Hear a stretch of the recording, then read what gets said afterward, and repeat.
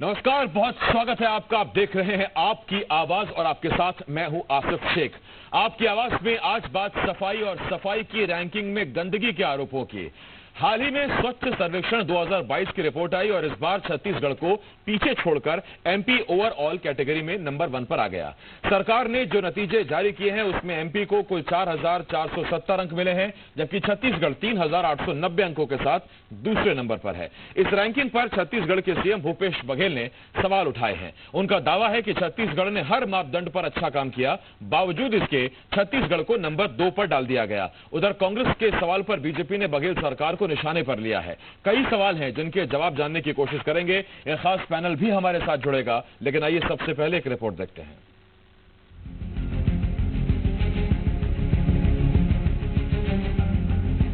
देश में स्वच्छता की रैंकिंग जारी होते ही सियासी बवाल मच गया है। स्वच्छ सर्वेक्षण 2022 में 4,470 अंकों के साथ एमपी को पहला स्थान मिला है, तो वहीं छत्तीसगढ़ 3,890 अंकों के साथ दूसरे नंबर पर रहा है। लेकिन इस रैंकिंग पर कांग्रेस ने सवाल उठा दिए हैं। छत्तीसगढ़ के सीएम भूपेश बघेल ने कहा, जब सभी पैरामीटर पर छत्तीसगढ़ ने शानदार प्रदर्शन किया तो फिर एमपी को नंबर 1 और छत्तीसगढ़ को नंबर 2 का तमगा क्यों दिया गया। इतना ही नहीं, सीएम बघेल ने आरोप लगाया कि छत्तीसगढ़ के साथ भेदभाव किया गया है, क्योंकि यहाँ विरोधी विचारधारा की सरकार है। देखिए, सारे पैरामीटर में हमारे छत्तीसगढ़ आगे है, चाहे वो ग्रामीण हो चाहे शहरी हो। अब पुरस्कार देने वाले के वो दिए हैं, वो जाने ऐसा क्यों किए हैं, लेकिन सारे पैरामीटर, चाहे ग्रामीण क्षेत्र हो चाहे शहरी क्षेत्र हो, सारे पैरामीटर में छत्तीसगढ़ आगे है। और अब इनाम देने में यदि हिला हवाली करे तो इससे दुर्भाग्यजनक बात और क्या हो सकती है। कांग्रेस शासित राज्य छत्तीसगढ़ हो सकता है, इसे इनकार नहीं किया जा सकता। सीएम बघेल ने रैंकिंग पर सवाल उठाए तो पलटवार बीजेपी की तरफ से भी हुआ। बीजेपी ने कहा कि जब छत्तीसगढ़ को अवार्ड मिलता है तो सरकार शांत रहती है, लेकिन जब हार मिलती है तो फिर कांग्रेस सवाल उठाने लग जाती है।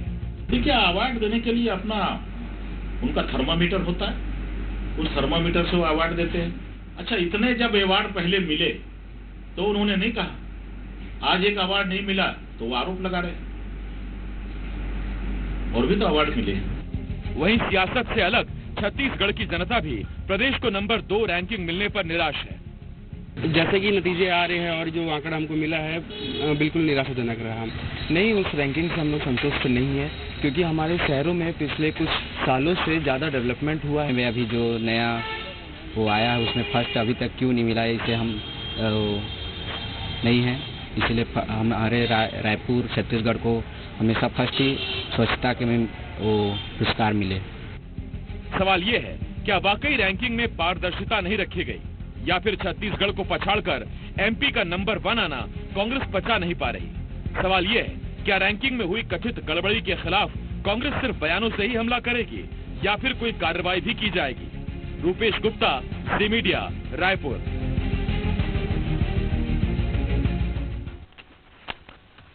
सवाल कई सारे हैं। हमारे साथ 3 खास मेहमान जुड़ रहे हैं। कांग्रेस की तरफ से नितिन भंसाली जी, बीजेपी की तरफ से राजीव चक्रवर्ती जी और वरिष्ठ पत्रकार रवि भोई सर हमें ज्वाइन कर रहे हैं। सबसे पहले आप सभी को बहुत स्वागत है और आप सभी को महाअष्टमी की बहुत बहुत शुभकामनाएं भी।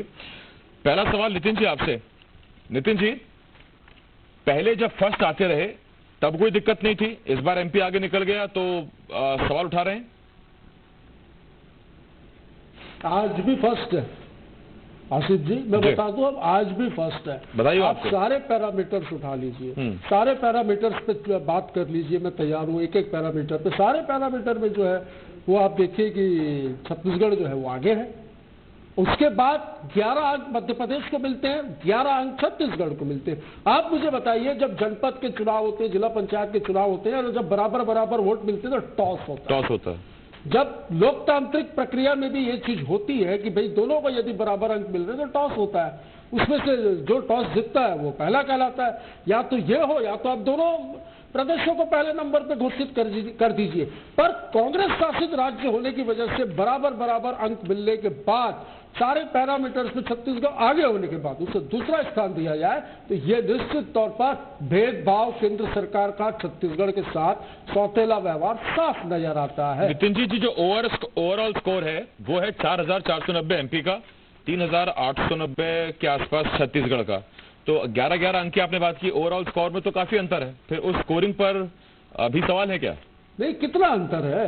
ये अंतर देखिए ना, खाता ना बही, ये सर्वेक्षण टीम जो बोले सब सही, कब सर्वे किया, कब आए, कब गए, ये सारी चीजें जो हैं मुझे ऐसा लग रहा है कि संदेहास्पद है और विवादास्पद है। ये बात आप मान के चलिए कि आज रायपुर का युवा आपके चैनल में ही बोल रहा था, मैं नहीं बोल रहा हूं, मैं बोलूंगा तो आप बोलेंगे मैं राजनीतिक चर्चा कर रहा हूं। रायपुर का युवा कह रहा था कि शहर डेवलप हुआ है, शहर में विकास हुआ है, फिर कैसे नंबर जो है वो कम हो रहे हैं? तो निश्चित तौर पर इसमें कहीं न कहीं चूक है और इस चूक पे अध्ययन बिल्कुल किया जाएगा। रवि सर, ना खाता ना बही, सर्वेक्षण टीम जो कह दे सही, तो यही तो वो सर्वेक्षण टीम है जो पिछले 2 बार से हमको फर्स्ट बना रही है छत्तीसगढ़ को, और दूसरा यही 4 साल से बघेल सरकार है और उधर वही 7-8 साल से मोदी सरकार है, तो फिर अब चीजें कैसे अलग हो गई? जरा समझाइए इसे। देखिए, कहीं न कहीं ये मुद्दा जो है बहुत ही गंभीर है और सर्वेक्षण टीम आई थी। सर्वेक्षण टीम जब आती है तो नगर निगम को, सरकार को सूचित किया जाता है और वो सभी सारे स्पॉट्स दिखाए जाते हैं, सफाई की चीजें दिखाई जाती है और आकलन होता है बकायदा। तो कहीं न कहीं फील्ड में तो टीम आई और ये चूक कहाँ से हुई है? क्या सर्वेक्षण से चूक हुई, नंबर देने में चूक हुई, या फिर कोई हुआ? उसकी तो जांच होनी चाहिए। यदि कोई संतुष्ट नहीं है तो उसको संतुष्ट करना चाहिए। पर निश्चित तौर से पिछले, चाहे एग्रीकल्चर के मामले में हो, चाहे इसी शहरी विकास के, सफाई के मुद्दे में हो, छत्तीसगढ़ को नंबर 1 मिलता रहा है। अब नहीं मिला है तो सभी को इस पर विचार करना चाहिए। यदि कोई नहीं मिला है तो अगली बार चलिए, कोई गड़बड़ी हुई तो उसकी जांच होनी चाहिए। यदि नहीं हुआ तो यहाँ के सरकार को, नगर निगम को फिर से प्रयास करना चाहिए और एक कोशिश होनी चाहिए कि हम नंबर 1 पे आए। कहाँ से चूक हुई, इस चूक का निराकरण करना चाहिए। ठीक नहीं, देखिए, चूक के बारे में उसका परीक्षण, उसकी समीक्षा, निराकरण तो तब होगा जब चूक को चूक माना जाएगा, क्योंकि अभी तक तो फिलहाल यही आ रहा है कि विरोधी विचारधारा है तो इसलिए नंबर 2 कर दिया। तो उस पर तो मैं आता हूं आपके पास। अभी राजीव जी आपके पास आ रहा हूं। राजीव जी, नंबर 2 भी बुरा नहीं है, आपने बधाई दी सरकार को? नहीं, बधाई, हमें तो खुशी होती है अगर नंबर 1 आते, लेकिन सारे पैरामीटर में कुछ पैरामीटर्स है जो सरकार ने उसे अनदेखी की है और हमारी शुभकामना है कि आगे चल के 1 नंबर आना चाहिए। देखिए, कहावत है, बीती ताही पिसार दे आगे के सुध ले, और प्रत्यक्ष किम प्रमाणन। तो अभी आप प्रत्यक्ष रूप से देखेंगे जो 15 साल में हमने जो मैकेनिज्म डेवलप किया था वो काफी सुदृढ़ मैकेनिज्म था। डोर टू डोर डस्टबिन करना और उसको नदियों में टीएस लगाना, सारी चीजें, और लोगों को अवेयर करना। तो ये सारी चीजें 15 साल में हमने व्यवहार में लगाया था जनता के साथ कि हमें स्वच्छ शहर बनाना। राजीव जी, आप ये कह रहे हैं कि 15 साल में जो आप इंफ्रास्ट्रक्चर बना गए उसकी वजह से छत्तीसगढ़ नंबर 1 है? जी। अच्छा, और फिर 3 साल बाद उसकी बैटरी खत्म हो गई, मतलब उसकी क्या हुआ? मेहनत किया है। नहीं, अभी देखिए, अभी थोड़ी सी व्यवस्था में थोड़ी सी गड़बड़ी है, वो दुरुस्त कर लेना चाहिए। जैसे मैं आपको बताऊं, इंदौर को जैसा फर्स्ट दिया जाता है, सारे पक्ष और विपक्ष के लोग मिलकर इंदौर की साफ सफाई के लिए, या जो मालवा क्षेत्र है वहां पे ये कल्चर है कि चाहे पक्ष हो या विपक्ष हो, मिलकर अपने शहर को स्वच्छ बनाने के लिए एक टेबल पर बैठते हैं। लेकिन हमारे यहाँ ये जो नई सरकार आई है उसने कल्चर डेवलप किया है कि हम विपक्ष को नहीं बुलाएंगे। हम विपक्ष में, हमें कभी कोई किसी कार्यक्रम में बुलाया नहीं जाता। नहीं तो आप तैयार हैं सहभागिता देने के लिए? मेयर इन काउंसिल बिल्कुल बिल्कुल तैयार। अच्छा, राजीव जी, छत्तीसगढ़ में शराबबंदी को लेकर एक समिति बन रही थी, समिति में बीजेपी नेताओं के नाम मांगे गए थे, तब आपने नेताओं के नाम दिए थे? किन किन नेताओं के नाम दिए आपने? हम क्यों देंगे आसिफ जी? अरे कमाल कर रहे हैं। आसिफ जी, हम क्यों देंगे? वो शराबबंदी की कमेटी फूटी कमेटी है और वो अपनी रिपोर्ट में कहेंगे कि भाजपा वाला अरे रुकिए तो सही, नितिन जी रुकिए, करेंगे तो वो भाजपा के लोगों को पकड़ा जाएगा। नहीं, ऐसे जो शराबबंदी पूरी एक फर्जी समिति है और आज तक उसकी कोई रिपोर्ट नहीं आई, आज की उसकी कोई बैठक नहीं हुई। सत्यनारायण शर्मा जी बैठते हैं, कहते हैं शराब जरूरी है, ये भाजपा का एजेंडा है।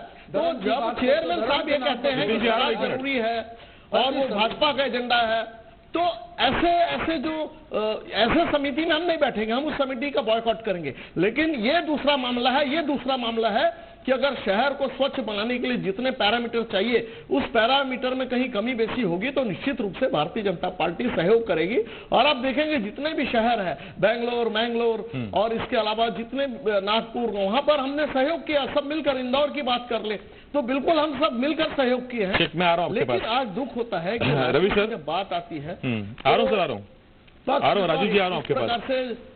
और बहुत दुखद एक मिनट आ रहा हूं रवि सर, क्या छत्तीसगढ़ में आपको विपक्ष की सकारात्मक भूमिका दिखी इस क्षेत्र में नंबर 1 लाने के लिए? क्योंकि जाहिर बात है कि अकेले सरकार का जिम्मा नहीं है, नागरिकों का जिम्मा है, विपक्ष का जिम्मा है, हम सबका जिम्मा है। सरकार जगह जगह नई चीजें सब साफ करेगी, हम सबका जिम्मा है। तो उस भूमिका में आपको विपक्ष की भूमिका सकारात्मक दिखती है? देखिए, इस नंबर 1 लाने में सबका होना चाहिए, सब साफ सुथरा सफाई इसमें सभी का होना, जनता का भी, विपक्ष का भी, सरकार का भी। लेकिन कहीं न कहीं ये कमी है जनता में भी, विपक्ष में भी, और इसमें सरकार को भी सबको जो साथ लेना चाहिए वो प्रयास नहीं दिखाई पड़ता। तो शहर सबका है, किसी एक का नहीं है, सरकार का नहीं है न। तो जो सकारात्मक की बात कर रहे हैं तो ये आगे भी आए कि हम चाहते हैं, इस तरह का सुझाव देना चाहिए विपक्ष को कि ये होना चाहिए, ये नहीं होना चाहिए। तो वो कहीं न कहीं कमी दिखाई पड़ती है और यहाँ की जनता में भी जो होना चाहिए, देखिए वो दिखाई नहीं पड़ रही है। यही वजह है कि जो रायपुर को नंबर 1 मिलना चाहिए वो कहीं न कहीं उसमें चूक हुई। सबको आगे आना चाहिए, सरकार को, विपक्ष को, जनता को, तब जाके हम रायपुर शहर स्वच्छता में या हर मामले में नंबर 1 आएंगे। नितिन जी, कुछ लॉजिक मैं ढूंढ रहा हूं, समझ नहीं आ रहा। पहली बात ये कि देखिए, अभी दिसंबर में चुनाव है अगले साल, उससे पहले अक्टूबर में फिर एक बार स्वच्छ सर्वेक्षण 2023 की रिपोर्ट आएगी। तो या तो दिसंबर में चुनाव होते तो इस दलील में दम दिखता कि क्योंकि चुनाव से पहले सरकार को बदनाम करने की कोशिश है, इसलिए जानबूझकर पीछे कर दिया गया मौजूदा सरकार को या मौजूदा प्रदेश की मुखिया को या नेतृत्व को। चुनाव में भी अभी 1 साल है, उससे पहले एक रिपोर्ट और आनी है अभी। और दूसरी बात यह कि केवल बयानों से हमला हो जाएगा क्या, या आप इसके खिलाफ कोई एक्शन लेने वाले हैं इस रैंकिंग के खिलाफ? क्योंकि अगर वाकई ऐसा कुछ हुआ है तो फिर मामला गंभीर है। देखिए, इस रैंकिंग पर बिल्कुल विचार विमर्श किया जाएगा, अध्ययन किया जाएगा, सारी चीजों को देखा जाएगा कि क्यों दूसरे नंबर पर और राजधानी रायपुर का जो ग्राफ गिरा, ये इनके हिसाब से ये क्यों? क्योंकि राजधानी का युवा तो आपके चैनल में भी कह रहा है कि शहर में डेवलपमेंट हुआ है और हम लोगों को दुख है इस बात का कि आज रायपुर की रैंक अच्छी क्यों नहीं है। तो कहीं ना कहीं देखिए, कहीं ना कहीं सर्वेक्षण एजेंसी की भी चूक है और हो सकता है कहीं कोई कमी बीसी होगी। तो रायपुर के महापौर ने तो बिल्कुल अपना बयान भी दिया है कि अगर ऐसी कोई बात होगी और हम अगर कहीं कोई चूक हुई है तो हम उसको सुधारेंगे, अगले वर्ष अच्छी रैंक लाने का प्रयास करेंगे। उसके बावजूद भी वो कह रहे हैं। पर मैं आपको बता दूं, बहुत सारे पॉइंट ऐसे हैं जिनको सर्वेक्षण टीम ने शामिल नहीं किया है। ये चीजें आज नहीं तो कल सामने आएंगी। नहीं तो पॉइंट तो एक ये भी है ना नितिन जी कि यहाँ तो आपकी डबल इंजन की सरकारें हैं, ज्यादातर निगमों में भी आप हैं, उसके बाद राज्य सरकार आप भी है। तो सामंजस्य की तो कहीं कोई दिक्कत आनी नहीं चाहिए, ना कोई बजट की दिक्कत आनी चाहिए। 169 निकायों में ये सर्वे हुआ है आसिफ जी। 169 निकायों में आप देखिए, कई हमारे छोटे निकाय हैं, कोरबा, अंबिकापुर, बलौदा बाजार, पाटन, ऐसी बहुत सी जगह जहां पर इस सर्वेक्षण रिपोर्ट में पहले नंबर पे भी हम आए। बट ओवरऑल जो बोलते हैं ना, मार्कशीट जब बनाते हैं टीचर, जब मार्कशीट बनी और आखिरी में किसी बच्चे को नंबर कम करना, ज्यादा करना, कहीं कुछ ऐसा हुआ है। मैंने तो बोला कि पॉइंट बराबर है तो टॉस होता है चुनावों में भी। तो यहाँ पर भेदभाव जो है ये बिल्कुल साफ नजर आ रहा है। यदि दोनों को बराबर अंक है तो इस विषय पर चर्चा तो होनी चाहिए, डिबेट भी होनी चाहिए। आपने अच्छे विषय पर डिबेट की, इस विषय पर चिंतन मनन किया जाना चाहिए। आम जनता को भी वो बात नहीं सुनता। मैं आ रहा हूँ सर आपके पास। विपक्ष जो है वो बात नहीं। अरे सर रुकिए तो आप मेरी बात तो सुन लीजिए नितिन जी। आ रहा हूँ। रवि सर, क्या ये रैंकिंग वाला मसला बहुत ज्यादा गंभीर है? इसे जितनी गंभीरता से लिया जा रहा है, क्या उतनी गंभीरता की इसमें आवश्यकता है कि जिसमें ये कथित आरोप है कि गड़बड़ी की गई? दूसरा मेरा सवाल यह है आपसे कि अगर इतना वाकई ये गंभीर मुद्दा है तो फिर अब तक क्या एक्शन प्लान होना चाहिए था आवाज उठाने, इंसाफ पाने के लिए कि नहीं नंबर 1 हम थे और हम हैं? देखिए आसिफ जी, मेरे को लगता है ये इतना गंभीर नहीं है। नंबर 2 पोजीशन मिला है तो कहीं ना कहीं ये मानना चाहिए हम नंबर 1 के लिए प्रयास होना चाहिए। और जब परीक्षा होती है कोई नंबर 1 आता है, नंबर 2 आता है। यदि कहीं गड़बड़ी हुई तो आपत्ति सही जगह करना चाहिए। नगरीय निकाय जो विभाग है, शहरी विकास विभाग है, उसमें आपत्ति करनी चाहिए। जो पैरामीटर्स में हमको लगता है कि कम अंक मिले हैं उस पर आपत्ति करनी चाहिए। तो ये बयानबाजी से ज्यादा है कि हम उसको सही जगह पे, सही मंच पे इस पर आपत्ति करें और उसका पुनरीक्षण कराना चाहिए, जिससे कि यदि हमारा हक है तो वो मिलना चाहिए। ठीक, अब राजीव जी मैं आपके पास आ रहा हूँ।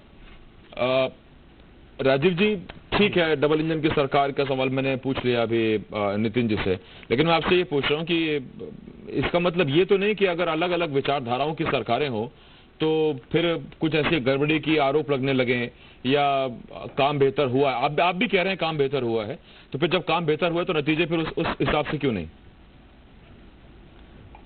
नहीं, मैंने कहा काम बेहतर नहीं हुआ, काम बेहतर करने की आवश्यकता है। जहां कमी हुई है, फिर पिछले 3 साल में फिर कैसे नंबर 1 अगर काम बेहतर नहीं हुआ तो? हमको कंसर्न लेना पड़ेगा।